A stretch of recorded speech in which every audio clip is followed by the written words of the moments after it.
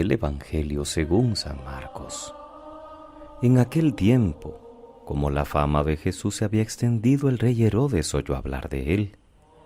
Unos decían: Juan Bautista ha resucitado y por eso los poderes actúan en él.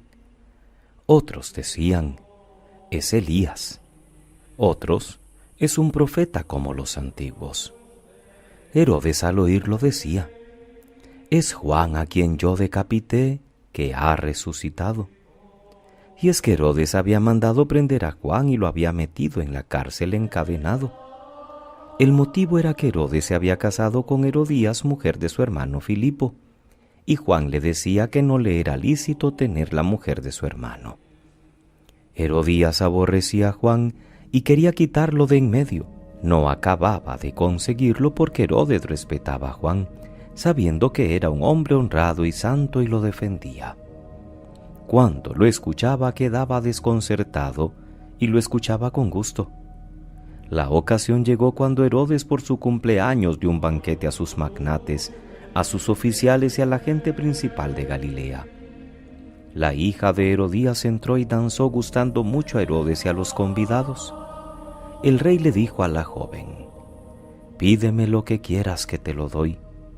Y le juró: te daré lo que me pidas, aunque sea la mitad de mi reino. Ella salió a preguntarle a su madre: ¿qué le pido? La madre le contestó: la cabeza de Juan el Bautista. Entró ella enseguida a toda prisa, se acercó al rey y le pidió: quiero que ahora mismo me des en una bandeja la cabeza de Juan el Bautista. El rey se puso muy triste, pero por el juramento y los convidados no quiso desairarla. Enseguida le mandó un verdugo que trajese la cabeza de Juan. Fue, lo decapitó en la cárcel, trajo la cabeza en una bandeja y se la entregó a la joven. La joven se la entregó a su madre. Al enterarse sus discípulos, fueron a recoger el cadáver y lo enterraron. Palabra del Señor. Gloria a ti, Señor Jesús. Es viernes 8 de febrero, queridos hermanos. Estamos llegando al final de la lectura de la carta a los Hebreos que hemos venido haciendo desde el inicio del tiempo ordinario. Luego de la teología, ahora recomendaciones muy concretas y variadas para la vida de la comunidad cristiana.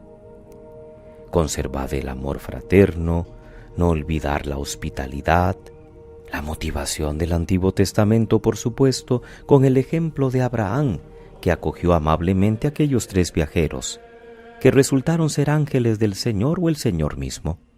Acordarse de los que están privados de libertad, de los que son maltratados, que respeten el matrimonio, vivir sin ansia de dinero, sin avaricia, porque la idolatría del dinero es una de las cosas que más hay que evitar. Acordarse de aquellos que Dios ha puesto como jefes, los que anunciaron la fe y han vivido una vida digna de imitación. Y finalmente, una afirmación cristológica que es esencial. Jesucristo es el mismo ayer y hoy y siempre. Él es el modelo supremo de todo cristiano. Consejos de gran actualidad para los cristianos de hoy. La motivación que nosotros hemos recibido del mismo Cristo para la caridad y la hospitalidad es que en la persona del prójimo vemos su misma persona. Conmigo lo hicisteis. Y cuando el catecismo de la Iglesia ejemplifica en qué clase de personas tenemos que ver de modo especial a Cristo, nombra a los pobres, los enfermos y los presos, recordando el final del Evangelio de Mateo. La exhortación a evitar cualquier engaño, cualquier atentado contra la santidad de la vida matrimonial sigue teniendo plena actualidad, también para nosotros, como para aquellos contemporáneos de la carta, que vivimos en medio de un mundo de costumbres no ciertamente inspiradas en el plan de Dios. Todas son invitaciones que se van a mantener siempre actuales si queremos ser fieles a Cristo.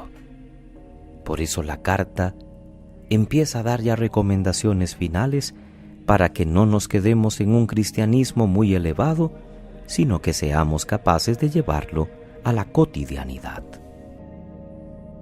El texto de Marcos, en el capítulo 6, hoy nos regala la figura de Juan Bautista, siempre admirable por su ejemplo de entereza en la defensa de la verdad y en su denuncia contra el mal. De la muerte del Bautista habla también un historiador, Flavio Josefo, en las Antigüedades Judaicas, en el número 18, atribuyéndole al miedo que Herodes tenía de que pudiera haber una revuelta política incontrolable en torno a Juan.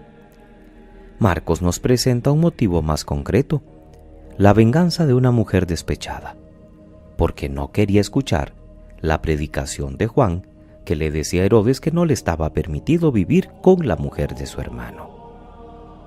Herodes apreciaba a Juan, y a pesar de esa denuncia le respetaba, sabiendo que era hombre honrado y santo. Pero la debilidad de este rey voluble y las intrigas de la mujer y de su hija acabaron con la vida del último profeta del Antiguo Testamento, el precursor del Mesías, aquel de quien Jesús dijo que era el mayor de los nacidos de una mujer.